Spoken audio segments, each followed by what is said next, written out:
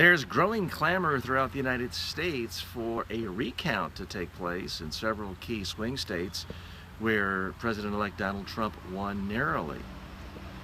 The suggestion is that there's been some tampering with the counting of electronic ballots, and that in fact Hillary Clinton may have won the election because after all she is up 2 million votes in the popular count.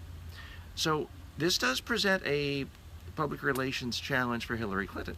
How does she deal with this issue? Because if she says, yeah, I want to recount, she risks antagonizing Donald Trump and whoever might be his new, well, Jeff Sessions is going to be his new Attorney General, and perhaps angering people there. Of course, he ran on the platform of saying he wanted to prosecute and put Hillary Clinton in jail.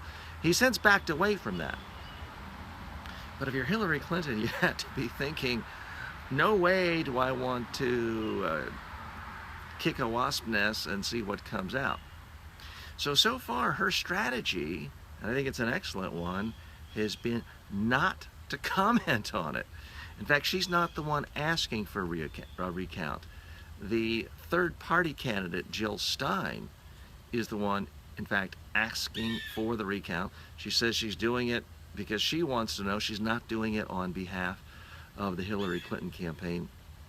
Look, as a media trainer, I am generally a big proponent of always putting some message out. There's always some perspective that you would want the world to know if you could say absolutely anything and get quoted the way you want. But there are exceptions. And I do think that this is one of those cases that is a good exception. Let Jill Stein do the work here. Let other Democrats, media figures, columnists, pundits demand a recount. Hillary Clinton, I think, is wisely having a low profile now, sitting this one out, because there's frankly no benefit of her getting involved. If a recount does happen and the count shows that Donald Trump still won, she's not going to look silly or petty or like she prolonged things.